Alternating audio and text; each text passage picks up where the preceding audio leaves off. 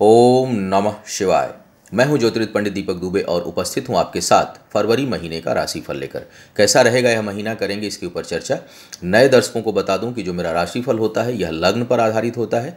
चंद्र कुंडली, नामाक्षर, सूर्य कुंडली इत्यादि को आधार ना माना करें और बेहद सामान्य आधार पर होता है। आपको चाहिए कि कोई विशेष परिस्थिति हो तो आप अपनी कुंडली का विश्लेषण कराएं, उसके बाद किसी निष्कर्ष पर पहुंचें। राशिफल को अंतिम ना माना करें और कोई बड़ा फैसला राशिफल के आधार पर ना लिया करें। मैं देखता हूं कई बार दर्शकों का आता रहता है कि हमको बहुत कुछ बड़ा निर्णय लेना है और हम राशिफल का इंतजार कर रहे हैं, तो राशिफल को अंतिम ना माना करिए, क्योंकि यह सामान्य आधार पर होता है। आपकी कुंडली में वास्तविक परिणाम आपकी दशा, अंतर्दशा, प्रत्यंतर दशा, वास्तविक कुंडली में ग्रहों की स्थितियां, इन सब चीज़ों पर बहुत कुछ निर्भर करता है।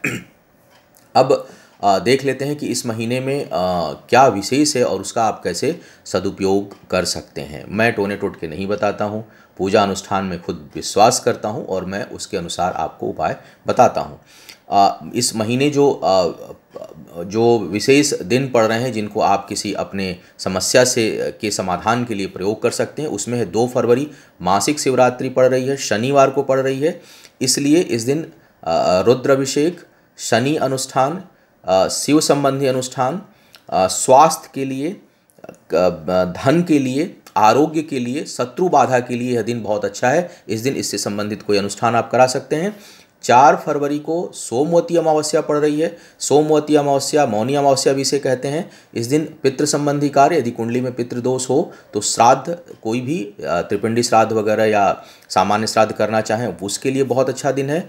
स्वास्थ्य से संबंधित अनुष्ठान करने के लिए बहुत अच्छा दिन है। शिव से संबंधित अनुष्ठान करने के लिए बहुत अच्छा दिन है। और चंद्रमा यदि दूषित है आपकी कुंडली में तो उसके अनुष्ठान के लिए भी बहुत अच्छा दिन है। शिववास, इस दिन गौरी के पास शिव का वास होता है, तो यह बहुत सुखप्रद है। तो यदि आर्थिक सामाजिक कोई समस्या है, स्वास्थ्य संबंधी समस्या है, तो उसके लिए इस दिन का आप प्रयोग कर सकते हैं। 10 तारीख को सरस्वती पूजा पड़ रहा है, रविवार के दिन। शिक्षा बाधा यदि हो शिक्षा के क्षेत्र में तो यह दिन सर्वोत्तम माना जाता है और सूर्य अनुष्ठान के लिए सर्वोत्तम माना जाता है। तो सरस्वती का अनुष्ठान और सूर्य अनुष्ठान आप इस दिन कर सकते हैं।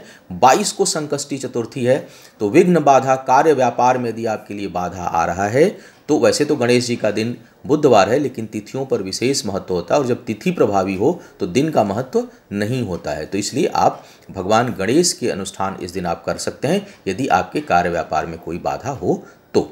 अब बात करेंगे एक एक करके क्या कह रहे हैं सितारे आपके राशि के लिए। वालों की बात करते हैं। कन्या वालों के लिए यदि देखा जाए तो इस महीने सबसे पहले करियर फाइनेंस की स्थिति देख लें। आय में तो वृद्धि बनी रहेगी, आय में कोई बहुत रुकावट नहीं है, लेकिन स्थिरता का अभाव रहेगा। मतलब आप अपने आय से संतुष्ट नहीं रहेंगे। जो भी इनकम होगी कहीं ना कहीं आपके मन में असंतोष का भाव रहेगा और वो आपको, एक होता है कि मेरे पास धन आया, मुझे संतुष्टि मिल रही है, उससे सुख की अनुभूति हो रही है, वो चीज़ आपके अंदर नहीं रहेगी। धन तो आता रहेगा, धन के रुकने की संभावना इस महीने नहीं है, लेकिन संतुष्टि में कमी रहेगी, सेटिस्फैक्शन नहीं रहेगा आपको अपने इनकम से। तो अब देखना ये होगा कि क्या वाकई इनकम बहुत कम है या इनकम है और हम और चाह रहे हैं अपनी ज़िंदगी से।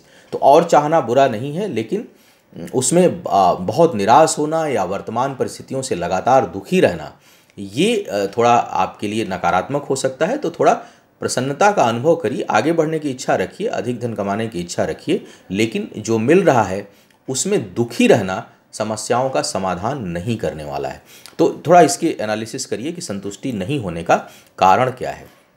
स्थान परिवर्तन का योग बन रहा है। जो लोग विदेश जाना चाहते हैं उनके लिए ज़बरदस्त योग बना हुआ है और विदेश जाकर के सफलता मिले, इस प्रकार का भी योग है।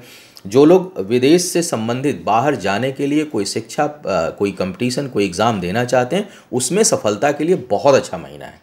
तो आप बेधड़क होकर के, हाँ थोड़ा केतु देव हैं, सूर्य बुध की स्थिति बहुत अच्छी है, लेकिन केतु अचानक उसमें बाधा डाल सकते हैं। तो थोड़ा भगवान गणेश की पूजा करते रहा करिए और केतु संबंधी अगर ज़्यादा दिक्कत हो तो केतु का भी नाम जप करिए, लेकिन गणेश की पूजा बहुत लाभकारी होती है केतु संबंधी समस्याओं को रोकने के लिए।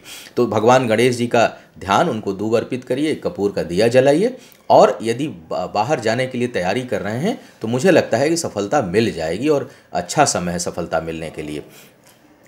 इस समय आपके उन्नति का योग बना हुआ है, कहीं प्रमोशन उन्नति का योग है, सुख की अनुभूति होगी, सुख बेहतर आप महसूस करेंगे। घर के लग्जरी चीज़ों पर आपका धन खर्च होने की संभावना है, उसकी व्यवस्था करेंगे।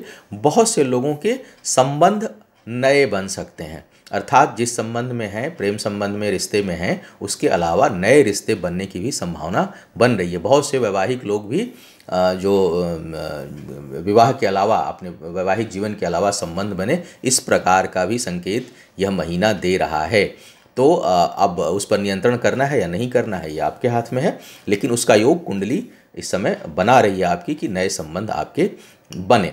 संतान के दृष्टिकोण से यह महीना जो है वो विशेष करके 13 फरवरी तक थोड़ा कष्टकारी हो सकता है, थोड़ा संवेदनशील है।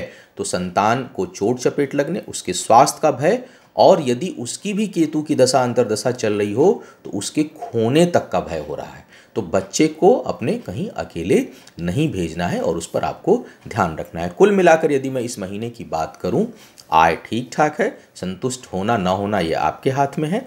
सुख उपभोग में वृद्धि होगी। शिक्षा के दृष्टिकोण से विशेष करके विदेश से संबंधित यात्रा और विदेश से संबंधित शिक्षा के लिए यह महीना बहुत अच्छा परिणाम देने वाला है। और संतान के दृष्टिकोण से आपको जो है वो सावधान रहना है, नए संबंध उत्पन्न हो सकते हैं। तो यह था आपके राशि का हाल।